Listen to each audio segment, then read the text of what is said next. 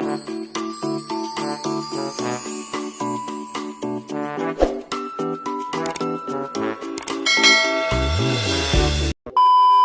guys, magandang tanghali sa lahat.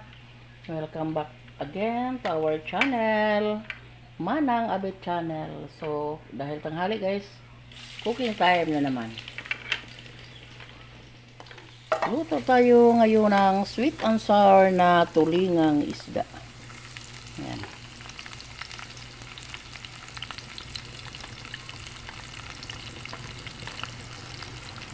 Unahin natin paglagay yung mga sangkap ng ating iskabiching tulingan.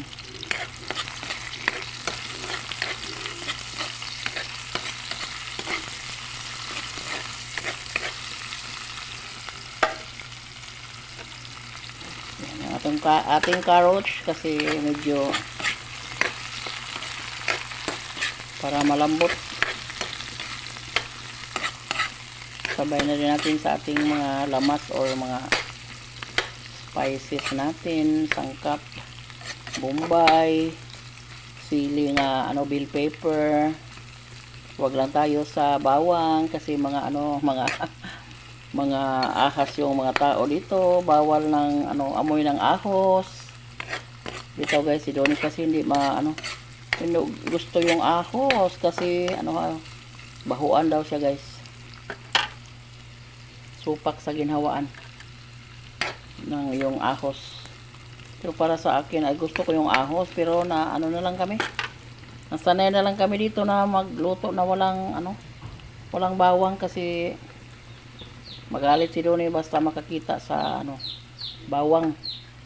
So parang walang problema. So na lang, bombay na lang yung aming lagay kapag magisa kami. Yung ating iskabitsi, tulingan na isda. Tapos ko na ito prito.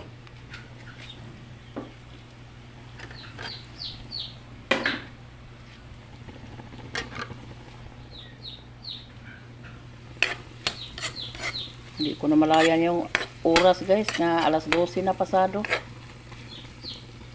Sa kagagawa ko ng walis. Hindi ko na malayan yung oras na tanghali na pala. Si Donnie nagpahinga na, galing naglinis ng ating tambo. Kasi siya yung tagalinis, ako yung tagagawa, at saka si James yung tagatahi. Ayan. Kanya-kanya kaming trabaho dito guys. Ang init-init ng panahon. Tingnan sa labas guys, pagkainit. Masyadong mainit ang ating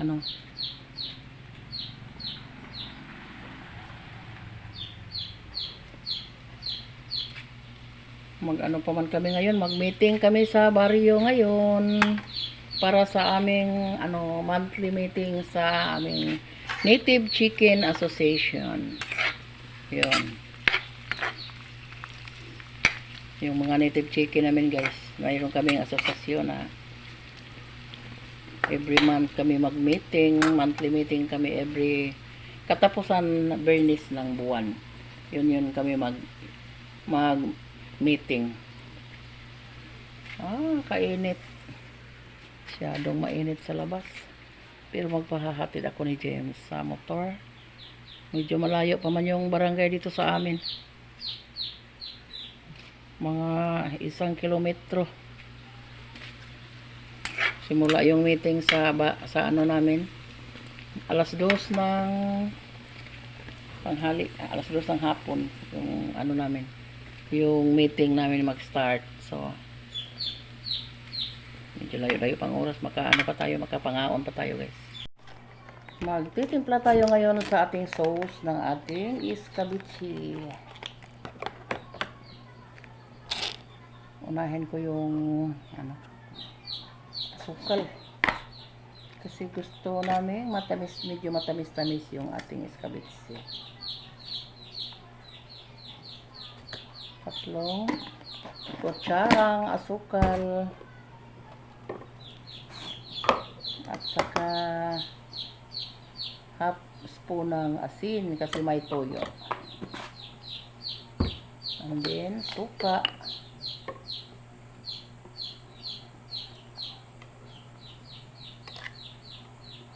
Hindi masyadong maasim yung suka natin sa tuba.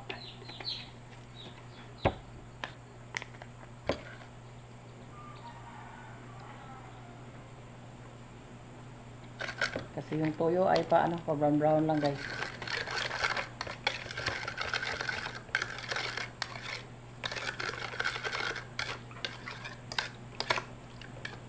Ano guys?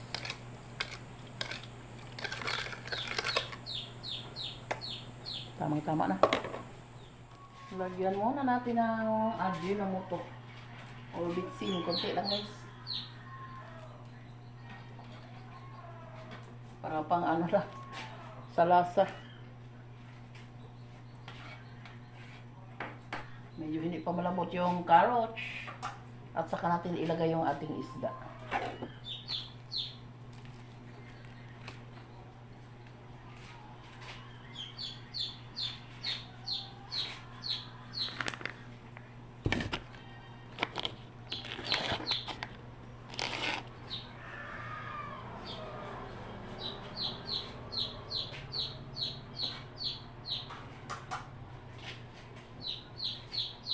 Wala ko pa namang lagyan yung guys, cabinet dito para sa mga suka, toyo dito.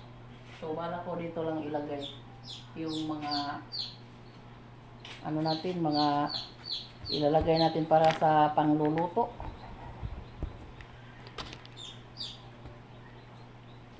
And then doon yung cabinet natin sa mga may asukal tayo, kape, gatas, doon. Pero, hanggang salita lang sa kaya. Mag-ipon pa tayo.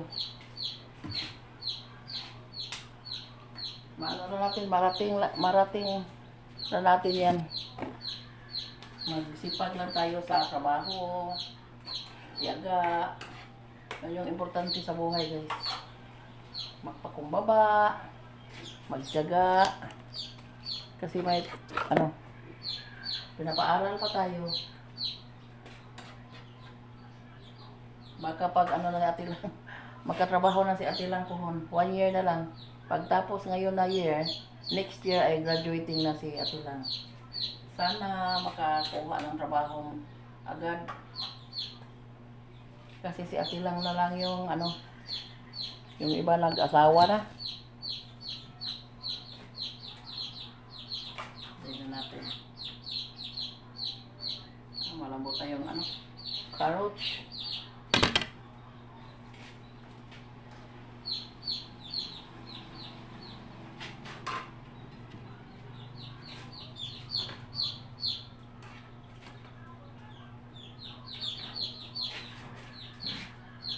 Yung ating iskabitsing tulingan.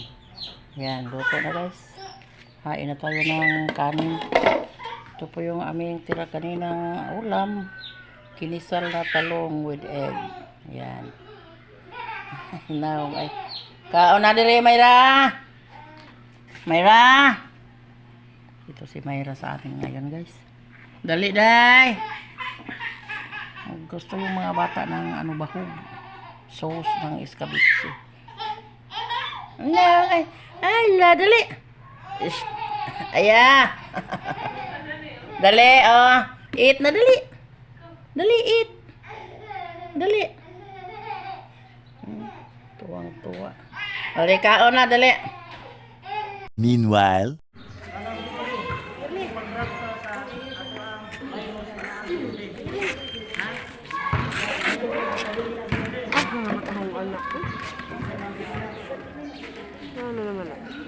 the next day. Morning, everyone. Mayong buntag. Welcome back to our channel. So ngayon guys, may blessings na naman tayo galing kay Ma'am T. Thank you Mami T. Thank you so much sa walang tigil na pagbibigay niyo sa amin dito. Ito yung binigay ni Lolita. Tamang-tama kami guys. Nagkakape kami dito sa bahay. So, thank you so much. Timing na nakarating si Lolita na nag-ano kami ng kape. Wala kaming pares. So, thanks God na may dumating na pares na tinapay sa amin ngayon. Nagaling kay Lolita. Thank you, Lolita and Luloy, sa hatid. Ano kayo ng oras sa paghatid dito sa amin. So, thank you talaga sa yung dalawa. Lalong-lalo na kay Ma'am T na nagbibigay palagi sa amin ng mga ganito. Kahit ano yung binigay ni Ma'am T sa amin. So, thank you Ma'am T sa pagka-generosity ninyo, lalong-lalo sa pamilya mo. Kay Ma'am Grace, thank you din sa pamilya nyo. Maraming salamat sa walang sawang pagtulong niyo sa amin dito sa mga Lopez Clan. So, si God na yung magbalo sa inyo sa kabutihan yung puso. So, more blessings pa po, Ma'am T, and good health palagi.